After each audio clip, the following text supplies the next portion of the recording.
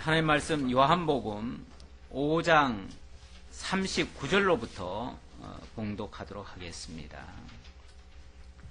너희가 성경에서 영생을 얻는 줄 생각하고 성경을 상고하거니와 이 성경이 곧 내게 대하여 증언하는 것이니라.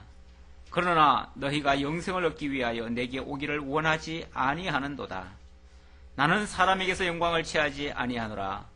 다만 하나님을 사랑하는 것이 너희 속에 없음을 알았노라. 나는 내 아버지의 이름으로 왔음에 너희가 영접하지 아니하나 만일 다른 사람이 자기 이름으로 오면 영접하리라. 너희가 서로 영광을 취하고 유일하신 하나님께로부터 오는 영광은 구하지 아니하니 어찌 나를 믿을 수 있느냐. 내가 너희를 아버지께 고발할까 생각하지 말라. 너희를 고발하는 이가 있으니 곧 너희가 바라는 자 모세니라. 아멘. 45절까지 봉독해 드렸습니다. 예수께서 구속주의 사역을 하시려고 거듭나게 하시고 믿음을 주시고 그 결과로 심판의 역사가 일어나게 하시는 사역을 하십니다. 이를 위해서 3장에서는 거듭나게 하시고 4장에서는 사마리아 여자와 왕의 신하에게 믿음을 주시고 5장에서는 그럼에도 불구하고 믿지 않는 자들에게 심판이 있을 것을 예고해 주고 있습니다. 그리고 그렇게 심판할 자는 오늘 말씀을 보니까 그 심판할 자는 예수 자신이 심판하는 것이 아니라 너희가 바라는 자 바로 모세가 너희를 심판할 것이다. 너희를 고발할 것이다. 이렇게 말씀을 하고 있습니다. 오늘 39절로 47절 말씀을 보니까 예수를 영접지 않는 자는 바로 모세가 고발할 것이다. 이렇게 말씀하시는데 여기 모세란 말은 다른 말로 하면 율법입니다. 율법이 너희를 고발할 것이다. 율법이 주어진 것이 정죄하고 고발하고 심판하기 위해서 주어진 것이다. 그런 뜻입니다. 오늘 39절 다시 한번, 원래는 40절인데 39절과 이어지는 말씀이기 때문에 그래서 39절로 다시 살펴보고 있습니다. 너희가 성경에서 영생을 얻는 줄 생각하고 성경을 상고 연구하거니와. 모든 유대인들은 성경을 많이 봅니다. 유대인들은 어려서부터 아기 때부터 성경과 먼저 키스를 하죠. 태어나면 제일 먼저 마주치게 하는 것이 성경입니다. 그리고 젖을 먹일 때도 어린아이에게 성경책에다가 꿀을 떨어뜨려 가지고 성경에 입맞춤을 하게 만듭니다. 꿀이 맛있으니까 아기가 그걸 빨거든요. 빠는데 성경에 입맞추게 하고, 그리고 성경을 외우지 않으면 밥도 주지 않을 정도로 그렇게 철두철미하게 성경을 읽게 하고 보게 하고 듣게 하고. 왜 그러냐면 그 성경이 나를 살리기도 하고 나에게 영원한 생명을 주기도 하고 그 성경이 나를 지혜롭게도 하고 모든 것을 다 가져다 준다라고 믿기 때문에, 그런 의미에서 성경의 중요성을 그들은 잘 압니다. 그래서 성경을 부지런히 상고를 합니다. 열심히 읽습니다. 열심히 듣습니다. 온통 집안에도 문지방에도 다 성경은 구절을 다 써놓고 있습니다. 심지어는 머리에도 장식에도 전부 다 성경 말씀을 갖다가 기록해놓고 그렇게 보고 듣고 읽고 그렇게 합니다. 그 속에 생명이 있다고 생각을 하기 때문에 그렇습니다. 그것을 예수님께서 말씀을 하는 거죠. 너희가 성경에서 영생을 얻는 줄 생각하고 성경을 연구하거니와 이 성경이 곧 내게 대하여 증언하는 것이니라. 그런데 그 성경이 누구를 향해서 누구에 대해서 하신 말씀인가는 그들이 잘 모르고 있어요. 쉽게 말하면 성경은 열심히 읽고 열심히 보는데 그 성경이 무엇을 가리키는 건지는 잘 모르고 있다 그 말이에요. 어떻게 이런 일이 있을 수 있을까요? 그렇게 성경을 많이 보는데요. 그렇게 성경을 많이 보면서 어떻게 그 성경이 가리키는 그 목표점, 그 지향점을 모를까요? 관점이 다르기 때문에 그렇습니다. 목적이 다른 데 있기 때문에 그렇습니다. 그들이 성경을 보면서 추구하는 방향이 다르기 때문에 그렇습니다. 예수님은 그것을 한마디로 자기 영광을 위해서 하기 때문에 그렇다, 이렇게 말씀하고 있어요. 오늘 본문 보니까 이 성경은 곧 내게 대하여 증언하는 것이니라.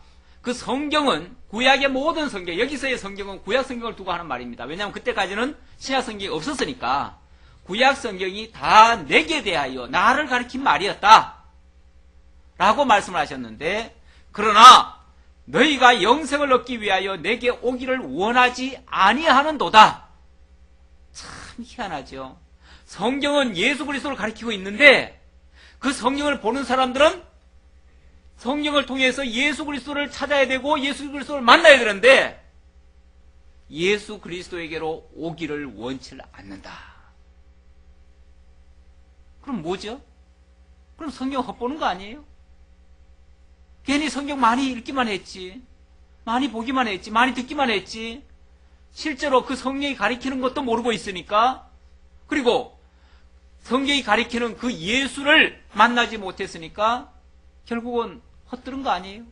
헛보는 거 아니에요? 많은 사람들이 종교 생활을 하고 있습니다.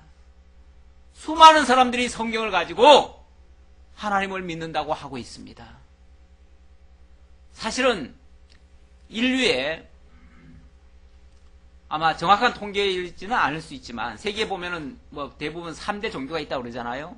3대 종교가 있다고 그러는데 기독교, 뭐 가톨릭까지 포함해서 기독교, 그 다음에 회교, 그 다음에 불교, 뭐 3대 종교라고 할 수 있습니다. 사람들이 은연중에 이런 큰 종교에 거의 이렇게 나뉘어져 있습니다. 나뉘어져 있는데, 그러다 보면은 인류의 약 3분의 1은, 3분의 2 정도는 성경을 다 보고 있는 겁니다. 왜 그러냐면 마호메교도 구약 성경을 다 보고 있거든요. 기독교 당연히 보고 있죠. 가톨릭 당연히 보고 있죠. 그러면은 불교인들 빼놓고는 모두가 다 성경을 같이 보고 있어요. 성경을 통해서 메시아를 찾고 있어요. 성경을 통해서 그리스도를 기다리고 있어요. 그런데 놀라운 것은 아직까지도 그 메시아가 누군지를 모르고 있어요. 마호멧 교에서는 그 마호메트가 자기들의 메시아인 줄 알고 있어요. 유대교에서는 아직까지도 메시아가 안 왔다고 생각하고 있어요. 왜냐하면 그들이 바라는 바 자기 영광에 이르게 할 만한 그런 메시아가 아직 만나지 못했으니까요. 그들이 추구하고 있는 그런 메시아를 아직까지 못 만났어요. 성경이 본래 하는 그 메시아는 분명히 왔는데, 그 메시아는 분명히 와서 우리를 위한 대속의 사역을 다 완성하셨는데, 그리고 믿음을 주시고 심판을 하고자 지금 기다리고 계시는데 아직까지도 그 메시아가 온 줄을 모르고 있는 이런 처지에 놓여 있습니다. 그들이 왜 그리스도에게로 오질 못하는가? 그러나 너희가 영생을 얻기 위하여 내게 오기를 원하지 아니하는도다. 그렇게 성경은 열심히 보면서 그 성경을 통해서 영생을 얻기를 바라면서, 그러면서 정작 오신 메시아, 생명의 주 그리스도에게는 아무도 오질 않아요. 이유는 이미 오신 그 예수가 그리스도인 줄을 알지 못하니까. 알지 못하는 이유는 그들이 바라는 목표가 다르니까, 방향이 다르니까 그렇다는 겁니다. 그래서 41절, 나는 사람에게서 영광을 취하지 아니하노라. 다만 하나님을 사랑하는 것이 너희 속에 없음을 알았노라. 내가 너희들한테 영광을 취하고자 이런 말 하는 거 아니다. 다만 너희가 이를 통해서 너희 속에 하나님을 사랑하는 것이 없음을 알았도다. 결국 메시아를 발견치 못하고 메시아를 영접지 않는다는 것은 하나님을 사랑하는 것이 아닙니다. 말은 하나님을 사랑한다고 하는데 하나님을 빙자해서 자기가 영광을 취하고자 한 것이었습니다. 하나님을 이용하고자 한 것이었습니다. 그러기에 그 하나님이 언약하신 그 메시아에게로 나오지 않는 것이다. 그런 뜻으로 말씀을 하고 있습니다. 나는 내 아버지의 이름으로 왔음에 너희가 영접하지 아니하니 만일 다른 사람이 자기 이름으로 오면 영접하리라. 예수는 하나님 여호와의 이름으로 오셨습니다. 그렇죠? 여호와 하나님을 계시하기 위해서 온전히 여호와의 이름으로 여호와의 언약을 따라서 오셨고 언약을 따라서 모든 것을 행하셨습니다. 그런데 영접질 않았어요. 왜요?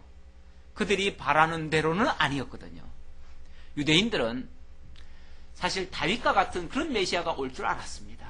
왜냐하면 자기네들이 수백 년간 다른 나라의 압제를 당하고 있었어요. 그 당시도 로마의 치하에 있었어요. 그렇기 때문에 메시아가 오시면 이 모든 어려운 환경에서 자기네들을 다 해방시켜 줄 줄로 믿었어요. 좀 이따가도 보면은 예수가 정말 메시아인가? 그렇다면 우리가 그를 잡아다가 우리 왕으로 삼고 다윗과 같은 그런 왕으로 삼고 그를 통해서 우리가 독립을 해야 되겠다 이런 생각을 하는 경우도 있습니다. 잠시 있다가 그런 얘기가 나옵니다. 그만큼 정치적 메시아, 이 세속적 메시아를 추구했던 겁니다. 세속적 메시아가 구세주예요. 세상을 구원할 만한 그런 사람이라고 생각하는 거죠. 그런데 성경이 가리키는 메시아는 그런 메시아가 아니거든요. 이 세상 나라를 새롭게 하려고 하는 그런 메시아가 아니거든요. 오히려 하나님의 택한 백성들을 구원하고 그들을 통해서 하나님의 나라를 이루시고자 하는 그런 분이시거든요. 그러니까 방향이 다르죠. 그들이 바라는 거하고 다르죠. 그들이 추구하는 거하고 달라요. 그들은 자기들 영광을 위해서 그런 것을 추구하고 있었어요. 하나님을 생각하는 게 아니에요. 하나님의 영광을 위한 게 아니에요. 하나님의 계획은 따로 있어요. 하나님은 자기 영광을 위해서 예수 그리스도를 보내시고 예수 그리스도를 통해서 하시는 일이 하나님의 영광을 위한 일이에요. 그런데 하나님의 영광을 위해서 저들이 바라는 게 아니라 자기들 영광을 추구하고자 하는 거죠. 자기들 나라를 건설하고자 하는 거죠. 그러니까 방향이 빗나가는 거죠. 그런데 내가 내 아버지의 이름으로 왔는데도 불구하고 너희가 영접지 아니하나 만일 다른 사람이 자기 이름으로 오면 영접하리라. 이건 또 무슨 뚱딴지 같은 얘기입니까? 하나님의 이름으로 오신 자는 영접하지 않으면서 자기 이름으로 오는 자는 영접할 것이다. 사실 마호멧 같은 경우도 자기 이름으로 온 사람 아닙니까? 그리고 이 예수님 오신 이후에요. 로마 시대에 그 사도행전에 보면 그런 얘기가 나와요. 몇 사람 뭐 바예수인지 또 뭐 몇 사람 있습니다. 예. 그 예수를 빙자하고 그리스도를 빙자하는 그런 몇몇 사람들이 등장해가지고 자기가 로마에서부터 이 나라를 해방시켜 주겠다. 내가 메시아다. 그러면서 주장하면서 나타난 사람이 있습니다. 그런 사람은 열광적으로 받아들였어요. 그런 사람들과 더불어 독립을 위한 투쟁에 온 민족들이 같이 합세를 했어요. 그러다가 로마에 더 지독한 치욕을 더 당하게 되죠. 나중에 티토 장군이 완전히 예루살렘을 함락시키고 할 때, 완전히 파괴할 때 그런 게 하나의 동기가 됐습니다. 사람들이 자기 이름으로 오면 내가 메시아다 하면 그건 오히려 받아들일 것이다. 왜요? 그들은 그 사람들의 입맛에 맞으니까. 사실 이 세상적인 정치 지도자들, 그들은 보면은 무엇이 정의냐, 무엇이 옳으냐, 그 정의를 위해서 가는 사람들이 아니라 백성들이 무엇을 원하느냐, 어떻게 하면 인기를 얻을 수 있느냐, 어떻게 하면 표를 얻을 수 있느냐, 여기에 초점을 맞춰져 있잖아요. 그래서 백성들에게 달콤한 소리를 하죠. 항상 백성들에게 맞춰가죠. 자기 이름으로 그 사람들의 입맛에 맞게 이렇게 하는 것이 자기 이름으로 오는 겁니다. 자기가 메시아라고 하면서 너희들을 위해서 이렇게 해방시켜주고 나라를 독립시켜주고 하겠다라고 하면 그들은 막 환영할 것이다. 예수님이 이 말씀을 하신 거예요. 실제로 나중에 그런 역사가 있었고요. 너희가 서로 영광을 취하고 그러니까 하나님의 영광을 생각하는 것이 아니라 자기들 영광을 취하고 이 세상 나라에서의 어떤 지위나 그런 어떤 영광이나 이런 것을 취하려고 하고 그 말이죠. 유일하신 하나님께로부터 오는 영광은 구하지 아니하니 어찌 나를 믿을 수 있느냐. 그렇습니다. 하나님께로부터 오는 그 영광을 구하는 자라야 예수 메시아를, 예수 그리스도를 진짜 인정할 텐데 그런 거는 아예 관심도 없어요. 오로지 자기들 영광을 지금 추구하고 있어요. 그러니까 그런 사람들에게는 이런 예수가 필요 없어요. 로마를 향해서 항거하지 않는 예수, 그렇다면 그 이스라엘 백성들에게는 필요 없어요. 민족을 구원하지 않는 예수, 그들에게는 필요 없는 메시아예요. 그런 측면에서 너희들이 하나님께로부터 오는 영광, 그러니까 하나님이 원하시는 그러한 일에는 관심이 없고 자기들의 어떤 나라의 어떤 목적이라든지 그것만 추구하니 어찌 나를 믿을 수 있겠느냐. 나는 그런 거 하러 온 사람이 아닌데. 그렇죠? 예수가 지금 이스라엘 나라 독립시키러 왔습니까? 독립시키러 오신 분이 아니잖아요. 그렇죠? 오히려 죄와 사망 가운데 있었던 죽었던 영을 살리고 영원한 하나님의 나라 백성을 만드시려는 것이 하나님의 뜻이죠. 솔직히 하나님 앞에서는요, 이스라엘이 따로 있는 게 아니에요. 그렇죠? 이방 나라가 따로 있는 게 아니고요. 이스라엘이나 이방이나 어디에서든 하나님의 나라 백성이 따로 있어요. 그렇죠? 하나님의 택한 백성이 있죠. 그들을 구원해서 온 세계 속에서 하나님의 택한 백성들을 끄집어내다가 하나님의 나라 백성을 만드실 거예요. 이런 나라는 이 세속적인 이스라엘 나라 차원이 아니에요. 영원한 하나님의 나라 개념이에요. 그러니까 영원한 하나님의 나라를 세우시기 위해 오신 분이 이스라엘 한 민족주의자가 돼가지고 한 나라만 위해서 일해야 되겠어요? 만약에 이스라엘만 위해서 일하셨다면은 오늘날 우리가 그 예수를 믿을 이유가 없죠. 그렇죠? 이방인들은 예수를 믿을 이유가 없습니다. 왜? 그분은 이스라엘만 위해 하시는 분이니까. 우리를 위해 하시는 분이 아니잖아요. 그래서 유대인들은 싫어했던 거예요. 싫어했던 것이고, 이방인 가운데서도 오히려 이러한 영원한 하나님 나라 백성을 만드시는 그분이신 줄 알기 때문에 우리가 그분을 우리의 구주로 영접하는 거예요. 이렇게 방향이 다릅니다. 자, 그러면 이렇게 믿지 않는 자들, 예수를 영접하지 않는 자들, 예수께로 오지 않는 자들 어떻게 될 것이냐? 내가 너희를 아버지께 고발할까 생각하지 말라. 너희를 고발하는 이가 있으니 곧 너희가 바라는 자 모세니라. 그렇다고 해가지고 나 안 믿는다고 해서 내가 이놈들 다 고발시켜야 되겠다. 그래서 벌 줘야 되겠다. 예수님이 그렇게 생각할 거라고, 그렇게 할 거라고 생각지 말라. 무슨 뭐 인간적 보복합니까? 지난번에 어느 스님이라고 그랬어요, 제가? 얼마 전에 유명한 돌아가신 분 있잖아요. 네? 법정 스님. 법정 스님이 자기는 당체 이해할 수 없는 게 자기 자식이라 일컬어지는 백성들이 자기를 믿지 않는다 하여 지옥불에 던져넣는 그런 하나님을 도무지 이해할 수 없다. 그렇게 말을 했거든요. 그러니까 하나님 모든 인류가 다 하나님의 백성이라고 하면서, 자녀라고 하면서 자기를 안 믿는다는 이유로 지옥불에 집어넣는 그런 하나님이라면 나는 당체 이해할 수 없다. 이런 말을 했는데 뭘 몰라도 한참 모르는 거죠. 나 안 믿으니까 너희들 다 지옥불 집어넣겠다. 무슨 뭐 보복 차원에서 그렇게 하는 것처럼 그렇게 생각하시면 안 된다고 말이죠. 지금 예수님도 너희들이 나 안 믿으니까 내가 지옥불 집어넣는다. 이렇게 지금 생각하지 말라 그 말이에요. 너희들을 심판하는 것은 내가 아니라 누구라고요? 너희의 바라는 자 모세니라. 왜 모세죠?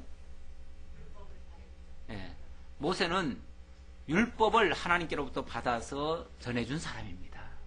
근데 이스라엘 백성들은요, 모세 알기를 아브라함과 같은 그런 급으로 생각을 합니다.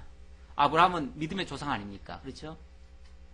예, 그리고 또 모세는 율법을 주신 분이라고 이렇게 생각을 합니다.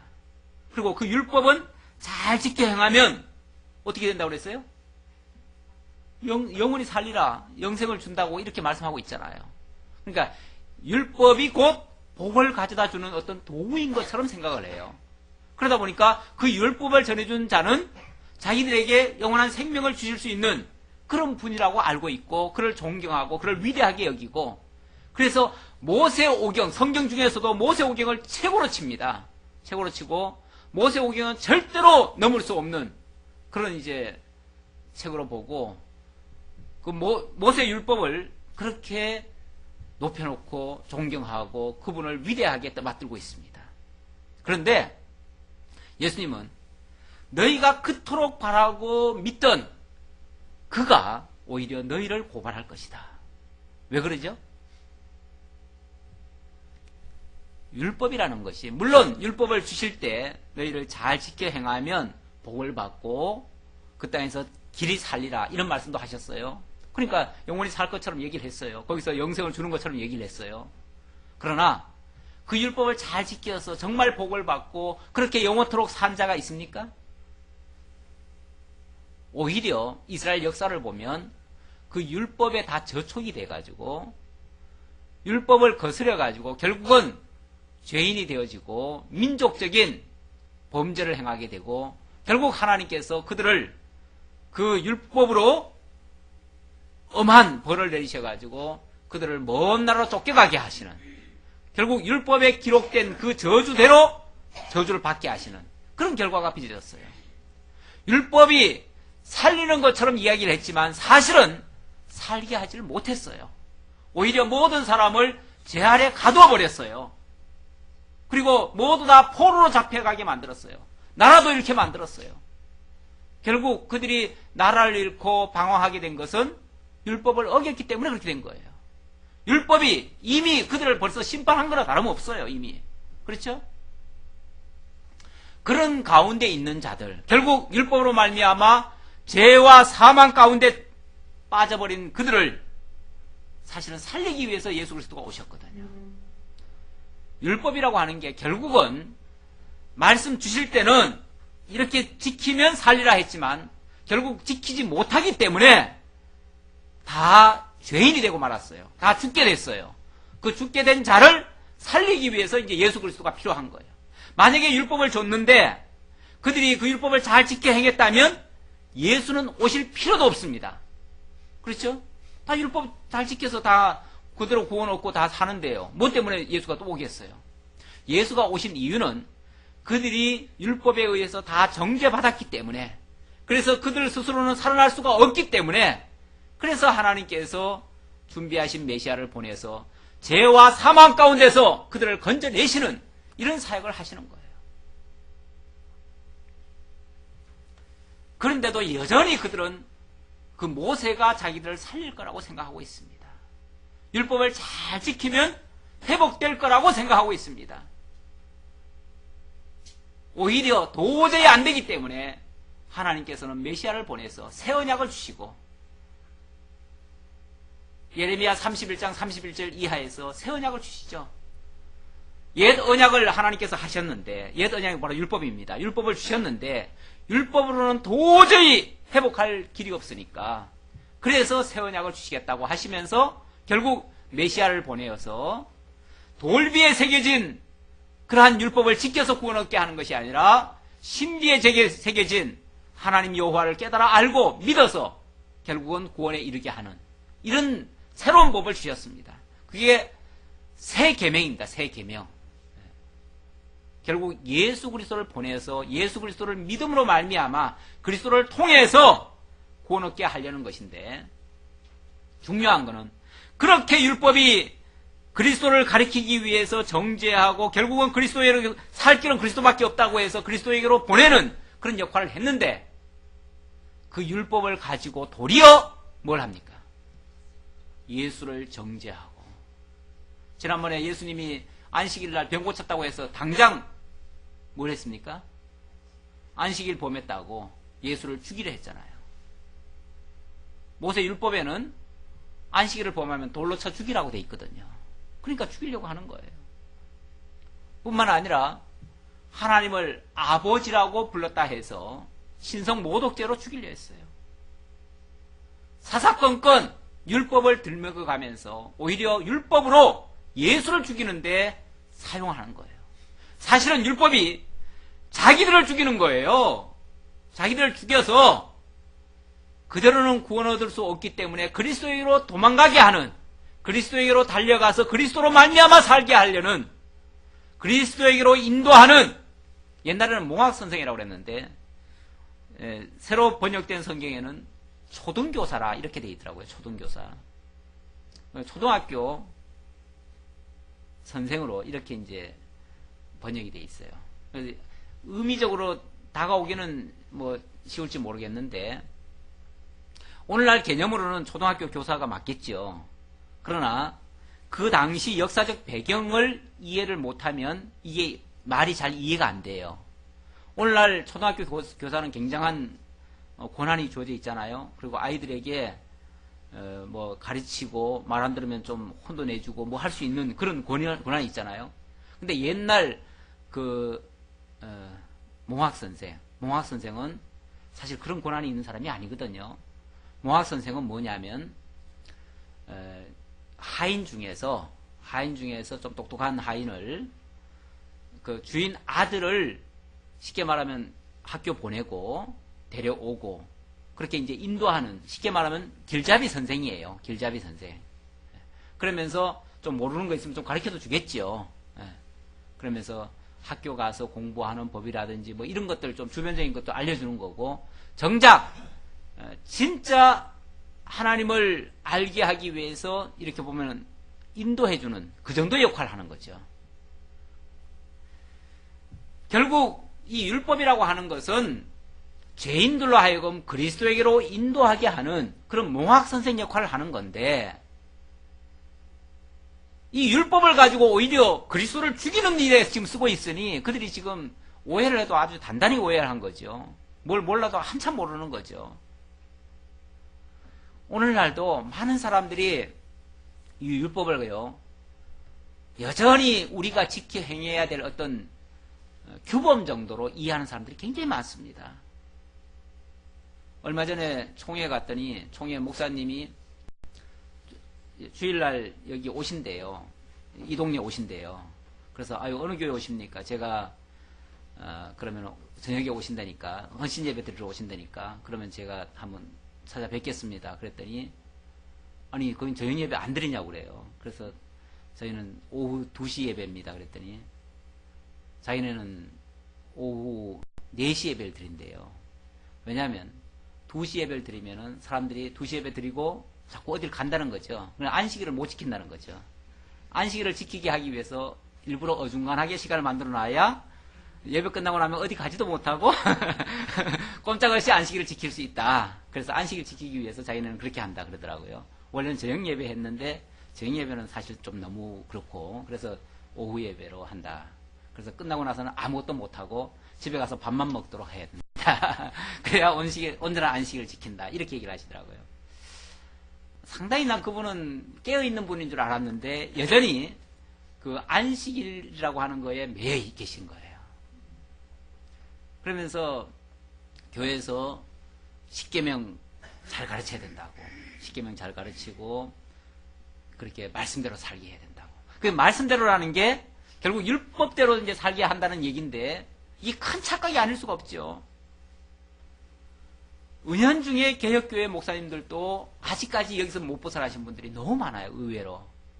그래서 성경대로 산다는 게 곧 율법대로 사는 것처럼. 그런데 그게 아니거든요. 성경이 가르치는 게 뭐였는데요? 지금 아까 모세가, 예수님 그러잖아요. 너희가 성경에서 영생을 얻는 줄 생각하고 성경을 연구하거니와 이 성경이 곧 누구에게 대하여? 내게 대하여, 바로 예수에 대하여 이야기하는 것이 성경이다 그 말이에요. 모든 구약 성경이 장차 오실 그리스도에 대한 언약입니다. 언약. 그리스도를 가리킨 거예요. 율법 당연히 그리스도를 가리킨 거예요. 그러니까 그 율법을 지킬 자는 사실은 너희들에게 명령했지만 결국 그 율법은 장차 그리스도께서 완성하실 거예요. 그래서 그리스도가 마지막에 가면 뭐라고 그럽니까? 내가 율법을 다 이루었다 그러시잖아요. 다 이루었다. 예수께서 다 이루십니다. 모든 율법은 결국 그리스도에게 가서 다 완성됩니다. 그리스도가 다 이루시고 우리는 율법을 지키려고 애를 썼는데 못 지켰어요. 그래서 오히려 그 율법으로부터 정죄를 받아가지고 죽게 돼버렸어요. 죽었어요. 죽은 자에게 로마서에 의하면 죽은 자에게 빚을 받아낼 수 있어요, 없어요? 죽은 자에게는 더 이상 돈 내놓으라 소리 못합니다. 그렇죠? 세주로부터 빚진 자, 죽은 자는 세주로부터 해방이 된다고 그랬어요. 율법으로 말미암아 죽은 자들에게 더 이상 율법을 지키라고 하는 의무가 없어요. 못 지켜요. 지킬래야 지킬 수도 없어요. 죽어버렸는데 어떻게 지켜요? 그러니까 이제는 율법을 지키는 게 아니라 예수를 믿어야 돼요. 왜? 나를 대신해서 율법을 다 지켜주시고 나의 죄를 의로 바꾸어 주신 그분을 믿는 거죠. 그분을 믿으면 그분 안에서 내가 율법을 지킨 결과가 되는 거죠. 그러니까 나는 율법을 못 지켰지만 내가 예수를 믿는 것이 곧 율법을 지키는 결과가 되는 거죠. 그렇죠? 그래서 우리가 오늘날 예수를 믿는 겁니다. 안 그러면 과거처럼 계속 율법 지켜야죠. 예수를 믿지 마시고. 그러니까 지금도 율법을 지킨다고 하시면은 지켜야 된다고 얘기를 하시면은 결국 예수를 안 믿는 거나 똑같은 얘기가 돼버려요. 왜? 예수 필요 없습니다. 나는 계속 율법 지킬랍니다. 그 얘기나 똑같으니까요. 그런데 예수가 오신 이유 자체가 바로 우리로 하여금 율법에 의해서 정죄받고 죽었기 때문에 거기서 살리기 위해서 우리가 지킬 수 없는 것을 당신이 지키시려고 그렇게 오신 건데 그리스도께서 오신 것을 무효화하는 거예요. 제가 이렇게 말하면 자꾸 고지 안 들 것 같아서 한 군데만 확인을 좀 해보고 넘어갑시다. 갈라디아서 5장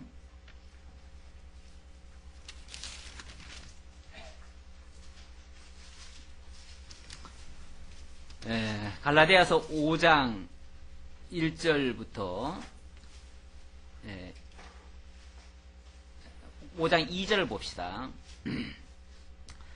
보라, 나 바울은 너희에게 말하였노니 너희가 만일 할례를 받으면 그리스도께서 너희에게 아무 유익이 없으리라. 여기는 물론 할례를 얘기했지만 할례는 율법의 대표적인 한 사례입니다. 너희가 이제 와서 자꾸 율법을 지키려고 한다면 그리스도께서 너희에게 아무 유익이 없으리라. 내가 할례를 받는 각 사람에게 다시 증언하노니 그런 율법 전체를 행할 의무를 가진 자라. 계속해서 또 할례 받겠다고 하려면은 그런 율법 전체를 다 지켜야 된다. 만약에 율법을 지켜서 의롭게 되려고 하면 다 지켜야지. 10,000가지 중에 한 가지만 못 지키면 어떻게 됩니까? 그것 때문에 또 걸려요. 어차피 하나 지키나 10개 지키나 100개 지키나 한 가지만 그 중에 하나만 어겨도 결국은 죄인 되는 거예요. 율법의 특성이 그렇습니다. 그래서 지키려면 다 지켜야 된다. 율법 전체를 행할 의무를 가진 자라. 그래서 율법 안에서 의롭다함을 얻으려 하는 너희는 그리스도에게서 끊어지고 은혜에서 떨어진 자로다. 무슨 소리입니까? 만약에 이제 와서도 계속해서 율법 지켜서 의롭게 되려고 한다면 그는 그리스도에게서 끊어진 자다. 그리스도가 필요 없는 자다. 그리스도의 은혜와는 상관없는 자가 되고 맙니다. 그래서 율법주의의 그 위험성이 바로 이런 곳에 있습니다. 자, 다시 계속 갑시다. 결국 모세가 너희를 고발할 것이다. 왜요? 모세가 그리스도를 가리켰는데 그 성경을 읽은 자가 그리스도에게로 안 가고 율법을 지켜서 의롭게만 되려고 자꾸 하니까 여전히 도덕적 규범으로 지키고 있으니까 그렇다면 모세가 그럴 거 아니에요. 야, 내가 그 성경을 쓸 때 너희들 보고 그리스도에게 가라고 이 성경을 써놨는데 왜 그것만 지키겠다고 그러냐? 이렇게 하고 고발할 거 아니에요. 그렇죠? 내가 쓴 의도가 그게 아닌데. 그러면서 모세가 고발할 것이다 그 말이에요. 그래서 모세를 믿었더라면 또 나를 믿었으리니. 왜냐하면 모세가 그리스도에게 대해서 가르쳤으니까. 그리스도를 기록했으니까. 그래서 모세를 믿었더라면 또 나를 믿었으리니 이는 그가 내게 대하여 기록하였음이라. 그러나 그의 글도 믿지 아니하거든 어찌 내 말을 믿겠느냐 하시니라. 모세의 글, 결국 모세의 글이 그리스도를 가리킨 거였는데 그리스도에게로 안 왔으니까 결국은 모세의 말을 믿지 않는 것이고, 그러니 예수를 믿지 않으면 모세가 너희를 정죄할 것이다. 내가 그리스도를 가리켰는데 너희들 왜 그리스도에게로 안 갔느냐? 난 몰랐는데요. 몰랐다는 게 말이 됩니까? 모세가 그렇게 상세하게 그리스도를 설명했는데 몰랐다는 게 말이 되느냐 그 말이죠. 그래서 아까 이들이 결국 하나님께로 나오지 못하는 이유는 하나님의 영광을 구하는 자들이 아니라 자기들의 영광을 구하기 때문에 그렇다. 자기들의 영광을 위해서, 오늘날도 마찬가지죠. 오늘날도 만약에 하나님의 영광을 생각지 아니하고 나의 영광, 나의 명예, 나의 어떤 존귀함, 나의 부요함, 나를 위해서 예수를 믿는다고 만약에 가정한다면 어떻게 되는 거예요? 참된 그리스도를 발견할 수 없다는 거죠. 그렇게 되면 그 믿음이 온전한 믿음이 될 수 없다는 거죠. 수많은 사람들이 예수를 믿습니다. 정말 믿는 사람 많습니다. 많은데 정말 하나님의 영광을 생각하는 사람보다 자기 영광을 생각하는 사람들이 너무 많다는 것이 안타까운 현실입니다. 그래서 참된 믿음을 보겠느냐? 예수님께서 말세에 너희에게 참된 그런 믿음을 보겠느냐? 이렇게 말씀하셨는데, 그래서 정말 믿는 자는 많은데 정말 하나님의 영광을 구하는 그런 자는 많지 않다. 자기 영광을 구하는 자들이 너무 많다. 그런 믿음이 옳은 믿음이 아닌 것을 알 수 있습니다. 6장으로 넘어갑니다. 6장의 말씀은 예수께서 하늘 권세자로 오셨음을 증거하시는 내용이 되겠습니다. 하늘 권세자로 오셔서 무엇 때문에 오셨는가? 생명의 양식과 세상의 빛이 되시기 위해서 오셨다는 겁니다. 예수님이 하늘 권세자로 본래 말씀으로 계시던 영원 자존하신 분이시고 창조주였습니다. 그분이 이 땅에 오셨어요. 낮고 천한 모습으로 정말 낮은 곳으로 내오셨어요. 무엇 때문에요? 어둠 속에 있는 자들에게 빛이 되시고 정말 굶주리는 자들에게 생명의 양식을 주시기 위해서 오셨다. 그래서 6장에서 7장까지는 먼저 예수께서 생명의 양식으로 주어지기 위해서 오신 그리스도이심을 계시하시려고 자신이 친히 생명의 떡이시며 영원한 생수가 되신 사실을 증거하고 있습니다. 먼저 6장에서는 생명의 떡이 되심을 증거합니다. 생명의 떡. 생명의 떡. 떡이라는 게 양식 아닙니까? 그렇죠? 오늘날 우리말로 하면은 밥이죠, 밥. 그래서 서양말로 하면 빵이고, 그래서 어떤 번역에는 빵이라고 번역이 되어 있어요. 근데 우리말로는 그냥 떡이라고 번역이 되어 있는데, 뭐 똑같은 얘기예요. 자, 예수님께서 우리에게 밥이 되기 위해서 오셨다. 밥이 되기 위해서 오셨다.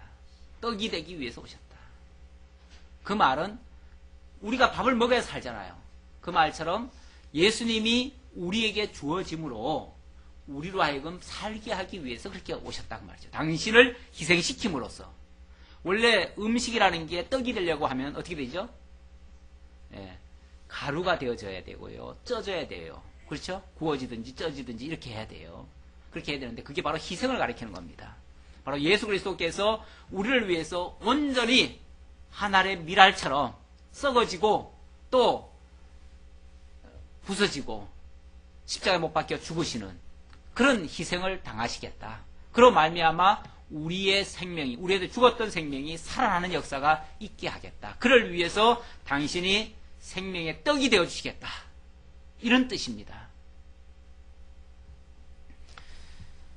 자, 그런 뜻으로 생명의 떡이 되시기 위해서 증거를 하는데, 먼저 6장 1절로 15절에서는 오병이어 표적이 나타납니다.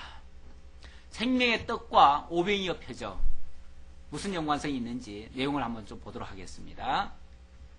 그 후에 예수께서 디베랴의 바다, 갈릴리 바다 건너편으로 가심에 큰 무리가 따르니 이는 병자들에게 행하시는 표적을 보았습니다.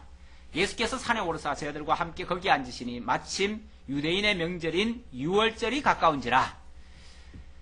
아주 그 배경 설명이 참 좋죠. 배경이 어떻습니까? 바닷가고요. 많은 사람들이 지금 따라오고 있어요. 따라오는 이유는 뭐라고 그랬습니까? 앞서서 예수님이 병자들을 고친 적이 있잖아요. 예, 예수님이 그 왕의 신하의 아들, 다 죽게 된 아들을 살렸잖아요. 또 그 밖에도 있었을 거예요. 그런데 그런 걸 보고 사람들이 막 소문이 나기 시작한 거예요.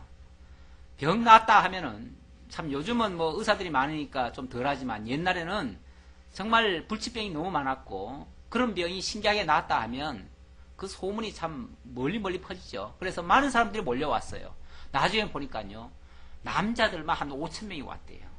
그러니까 거기 여자들은 수를 세하지 않아서 그렇지 아이들까지 다 포함하면 10,000 명도 넘겠죠. 그렇게 수많은 사람들이 몰려왔어요. 그런데 예수님은 그들을 보시면서 어디로 갔어요? 산으로 오르사 제 아들과 함께 거기 앉으시니, 그리고 그때가 마침 유월절이 다가왔다. 유월절은 뭐 하는 날이에요? 예수님 십자가에 못 박혀 죽는 날이에요. 그렇죠? 구약으로 말하면, 원래 유월절이 생긴 그 유래로 말하면은 이스라엘 백성들이 애굽 땅에서 마지막 떡을 해먹고 양을 잡아먹고 마지막 그 무교병 먹고 그리고 피를 바르고 해방된 날이죠. 해방된 날. 쉽게 말하면 민족적 구원을 받은 날이에요. 6월절 양식을 먹고 민족적 구원을 얻은 날이에요. 뭔가 매치가 되죠?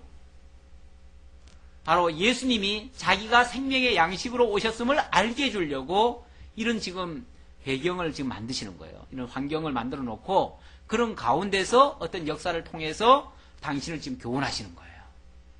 그러니까 이런 표적이요, 우연히 나타나는 게 아니고요, 한 사건을 지금 소개하려는 게 아니에요. 예수가 바로 생명의 양식으로 오셨음을 증거하기 위해서예요. 그래서 오병이어 표적이 일어나고 거기서 5,000명을 먹이시고 또 12바구니를 거두시는 이런 역사가 일어납니다. 자, 왜 그렇게 하시는지 한번 봅시다. 자, 이렇게 산에 오르신 예수님이 산 아래에 있는 많은 사람들을 볼 거 아니에요. 보시면서 예수께서 눈을 들어 큰 무리가 자기에게로 오는 것을 보시고 빌립에게 이르시되 우리가 어디서 떡을 사서 이 사람들을 먹이겠느냐 하시니, 이건 꼭 수수께끼 같은 얘기죠. 갑자기 뚱딴지 같은 질문을 하셔요. 아니, 사람들이 몰려왔는데 갑자기 예수님이 우리가 어디서 떡을 사다가 이 사람들 다 먹일 수 있겠느냐라고 질문을 했어요. 이게 현실적으로 가능한 일일까요? 지금 약 사람만 해도 지금 10,000 명이 지금 몰려왔는데 도대체 어디서 떡을 사다가 그들을 먹일 수가 있겠습니까? 그건 현실적으로 사실 불가능한 얘기예요. 갑자기 어디서 준비도 안 돼 있을 테고요. 자, 그랬더니 이렇게 말씀하시면 친히 어떻게 하실지를 아시고 빌립을 시험하고자 하심이라. 예수님이 지금 방안 없이 지금 이 말 한 게 아니에요. 다만 빌립이 어떻게 이해를 하고 있는지 그걸 알고자 함이에요. 그게 주 목적이에요. 그러면서 현실적으로 그들에게 떡을 먹이는 게 불가능하다는 것을 그들로 하여금 먼저 인식을 시키는 거예요. 그렇죠? 얼마든지 가능한 일을 시키면은 그게 그리스도의 표적이라고 볼 수 있겠어요? 아니죠. 평범한 일은 그리스도의 표적이 아닙니다. 오히려 불가능하다는 것을 확인시켜 놓고 그리고 역사를 해야 그게 그리스도의 표적인 게 드러나죠. 그래서 그리스도의 표적의 특징은요, 불가능한 사실입니다. 다 불가능한 일을 하시는 거예요. 이렇게 말씀하시면 친히 어떻게 하심을지를 아시고 빌립을 시험하고자 하십니다. 빌립이 대답하되 각 사람으로 조금씩 받게 할지라도 200데나리온의 떡이 부족하리이다. 조금씩만 준다 할지라도 최소한의 그 생계만 유지하기 위해서 그냥 떡 한 덩어리씩 준다면은 그렇게 따져도 약 200데나리온의 떡값이 들어갈 것입니다. 그 말이에요.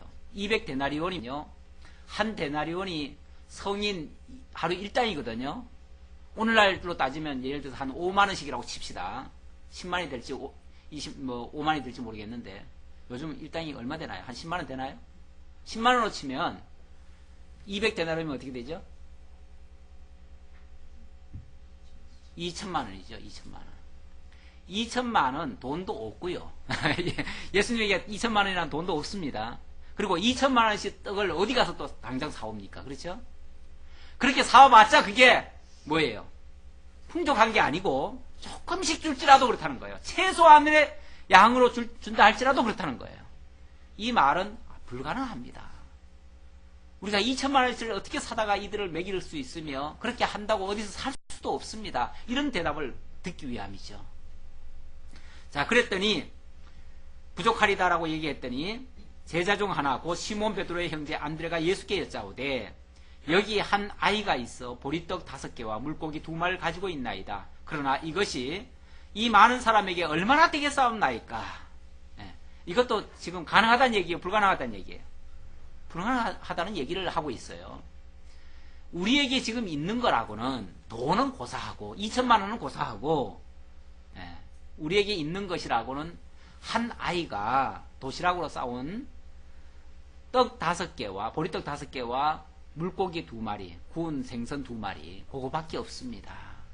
그런데 우리가 어떻게 이들을 먹이겠다는 말씀을 감히 하십니까? 그 말이죠. 지금 예수님은 지금 이 사람들 다 먹였으면 좋겠다 이런 식으로 지금 얘기하시니까 아이고 예수님 그런 소리 하지 마세요. 이들을 어떻게 먹입니까? 우리한테 있는 거라고는 요거밖에 없는데요. 이 말한 거예요. 그렇죠? 이거는 먹일 수 없습니다. 할 수 없습니다. 우리가 그런 짓 할 수 없습니다. 이렇게 지금 부정적인 얘기를 한 거예요. 그랬더니 예수님의 답변 10절 예수께서 이르시되 이 사람들로 앉게 하라 하시니 안 주려면 어떻게 해야 됩니까? 모른 척 해야죠. 그리고 산으로 그냥 올라가 버리셔야죠. 그런데 그들로 하여금 다 질서정연하게 앉으라는 거예요. 다 줄 맞춰서 다 앉으라는 거예요. 앉게 하라 하시니 그곳에 잔디가 많은지라 사람들이 앉으니 수가 5,000명쯤 되더라.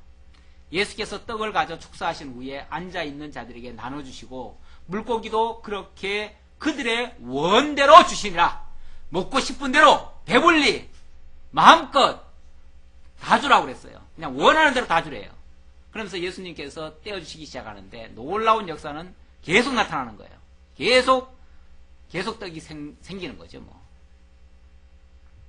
그래서 그들이 배부른 후에 배부르게 먹었어요. 아까는 사가지고 와봤자 조금씩 줄까 말까인데 그건 뭐 불가능이고 그냥 예수님의 축사 한 번에 전체를 다 줄 수 있었어요. 이게 어떻게 잘 믿어집니까? 전에 김수환 추기경 돌아가셨을 때 서울대교구 그 정진석인가 그분인가 누군가 그 설교를 하시더라고요. 그 설교를 하시는데 그때 이 말씀 가지고 오병이어 설교를 하시더라고요. 하시는데 그분 말씀이 예수님의 그 오병이어 표적은 실제로 그 5,000명이 먹고 남은 만큼 떡을 축사해서 만들어 주셨다는 얘기가 아니라 그게 아니라 한 아이가 자기가 가져온 도시락을 기꺼이 내놓으니까 모두가 다 감동을 해가지고 너도 나도 다 내놨다. 자기가 싸온 도시락을 다 내놨다. 그래서 그걸 다 펼쳐놓고 같이 먹으니까 다 먹고도 12바구니나 남았다. 그래서 중요한 것은 우리가 이렇게 자기 있는 전 재산을 다 내놓는 게 중요하다. 그러면서 김수환 추기경님은 자기 안구를 이렇게 기증하셨다. 그러니까 이제부터 오병이어 역사가 일어날 거다. 많은 사람들이 너도 나도 안구를 다 기증할 것이다. 이런 설교하는 걸 제가 직접 들었습니다. 어때요? 그럴듯하죠? 네. 실제로 떡이 만들어졌다는 얘기가 아니라는 거죠. 네, 저는 이제 거기에 포인트를 둔 거죠. 네. 많은 사람들이 실제로 되어진 일이 아니라고 생각을 많이 합니다. 왜냐하면 과학적으로 있을 수 없는 일이니까요. 믿을 수 없는 얘기니까요. 정말 그렇습니까? 그런 알량한 과학적 지식, 상식 가지고 성경을 해석하려고 하면 요한복음은 아예 그냥 접어둬야 됩니다. 왜요? 요한복음은 애초부터 시작부터 뭘로 시작합니까? 영원한 말씀으로부터 시작해요. 말씀이 뭐가 돼요? 말씀이 육신이 돼요. 육신이 돼가지고 육신이 어디로 와요? 우리 가운데 거하셔요. 이거 뭐 기상천외한 말씀 아닙니까? 세상에 말씀이 사람이 돼가지고 우리 가운데 있고 우리를 대속해서 역사를 하시고 생명과 믿음과 모든 역사를 하셔요. 이게 뭐가 믿을 수 있는 말입니까? 과학적 알량한 그 과학적 상식으로 얘기하려고 하면 하나도 이해할 수 없는 말씀이 요한복음에 가득 차 있습니다. 오히려 요한복음은요 신령한 말씀이에요. 영원한 말씀이에요. 이 육에 관한 말씀만이 아니에요. 영원한 생명에 관한 말씀이에요. 영원한 나라의 개념으로 이해하지 아니하면 도무지 이해할 수 없는 내용입니다. 과학적 상식? 그거 진짜 아무것도 아닌 거예요. 근데 그걸 가지고 성경을 판단하고 재단하는 그런 우를 범하면 안 되죠. 그래서 많은 사람들이 이 오병이어의 역사를 갖다가 자꾸만 우화적으로 돌리는 이유는 과학적으로 납득이 안 된다 해서 그런 건데 그렇게 이해하면 안 되죠. 오히려 예수님은 창조주입니다. 창조주. 그렇죠? 창조주예요. 이 천지를 다 말씀으로 지으신 분이셔요. 아, 그런 분이 뭐는 못해요? 물로 포도주를 왜 못 만들어요? 그런 거는 아무것도 아니죠. 이미 있는 거 가지고 변화시키는 건데 그거 뭐 대단한 거예요? 예수님 쪽에서 봤을 때 말이에요. 우리 쪽에는 대단하죠. 그러나 예수님 쪽에서 봤을 때는 아니 없는 것도 있게 하시는 분이 있는 거 가지고 좀 변화시키는데 뭐가 문제돼요? 죽은 자 살리는 게 뭐 그렇게 예수님한테 대수예요? 우리한테는 대단하지요. 우리가 대단하지 않다는 게 아니라 예수님께는 아무것도 아니다 그 말이죠. 자, 그리고 어떻게 했습니까? 배부른 후에 예수께서 세아들에게 이르시되 남은 조각을 거두고 버리는 것이 없게 하라 하시므로 하나도 버리지 말래요. 조각도 다 모으래요. 왜요? 예수님 너무 째째하지요. 만들기만 하면 척척 다 만들 수 있는데 뭐하러 다 추수라고까지 다 합니까? 그냥 새로 만들었으면 되지. 지금 여기 12바구니라는 게 무슨 의미일까요? 일단 현장에 있던 5,000명이죠. 5,000명 양식으로 줬습니다. 그거를. 물론 이거는 영원한 생명의 양식은 아니에요. 육신의 양식이죠. 육신의 양식을 주시고 그 다음에 12바구니를 남겼어요. 그것은 이스라엘 12지파 12 하나님의 택한 백성들의 양식으로 남기신 거죠. 그 양식은 한 톨도 한 개비도 버릴 수가 없습니다. 왜요? 하나님의 택한 백성들에게 다 먹여야 되니까. 그렇죠? 하나님의 생명의 양식으로 그들에게 주기 위해서 준비하신 거죠. 그것이 결국 자기에게서 생명의 양식이 나올 것을 가리킨 거예요. 그러니까 떡을 떼서 주셨지만은 사실은 자기를 주신 거나 똑같은 거예요. 그게. 지금은 육신의 양식으로 지금 주셨지만 보이는 모습이니까 육신의 양식으로 주셨지만 그 다음 말씀이 곧바로 그렇게 얘기를 하십니다. 내가 너희들의 생명의 떡이다. 내가 생명의 양식이다. 또는 내 피는 내 몸은 너희를 위한 양식이고 내 피는 너희를 위한 참된 음료다. 이렇게 얘기를 하죠. 그래서 예수님의 살과 피를 그들에게 주어서 그들로 하여금 영원한 생명을 얻게 하기 위한 그러한 목적으로 그걸 지금 하나의 그림자적으로 보여주기 위해서 이런 표적을 일으킨 거예요. 그죠? 이해되십니까? 네. 자, 그러면서 그 사람들이 예수께서 행하신 이 표적을 보고 말하되 이는 참으로 세상에 오실 그 선지자라 하더라. 그러므로 예수께서 그들이 와서 자기를 억지로 붙들어 임금으로 삼으시려는 줄 알고 다시 혼자 산으로 떠나가시니라. 보세요. 이 사람들은 떡 먹여주니까 뭐예요? 임금 삼으려고. 그러니까 이 사람이 우리를 구원하기 위해서, 그러니까 여기서 말하는 이 영적 구원을 얘기하는 게 아니라 이 나라를 해방하기 위해서 오신 자기네들이 바라고 있던 그 메시아인가 보다 라고 생각한 거예요. 근데 메시아는 건 맞는데 자기네들의 방향과는 다른 메시아죠. 그렇죠? 그러니까 예수님은 만약에 그 맞다면은 그래 내가 너희들의 왕이 돼야 되겠다 그러시겠죠. 근데 그게 아니라 피해서 어디로 가십니까? 혼자 산으로 가버리셔요. 그 말은 너희들이 바라는 그 메시아는 아니야 그 말이죠. 나는 영원한 하나님의 나라 백성 삼고 하나님의 나라 세우기 위해서 온 메시아지 너희들 이스라엘 나라 해방시키러 온 사 아니야 그 말이죠. 그래서 임금시켜 주려고 하는데도 도망을 가요. 얼마나 유대인들과 예수님의 시각이 이렇게 차이가 난다는 것을 알 수가 있습니다. 기도하겠습니다. 아버지 하나님 감사합니다. 참으로 예수를 깨달아 알고 믿되 자기 영광을 위해서 믿으면 그것이 참된 믿음이 아닌 것을 오늘 말씀을 통해서 확인했습니다. 아버지 하나님, 우리는 어떻게 예수를 알고 믿게 되었는지요. 우리에게 정말 하나님의 영광을 보여주시고 하나님의 나라를 알게 하시고 그 나라를 위해서 예수를 영접하는 참된 믿음의 소유자들이 다 될 수 있도록 인도해 주옵소서. 함께해 주심을 감사하고 예수님의 이름으로 기도하옵나이다. 아멘.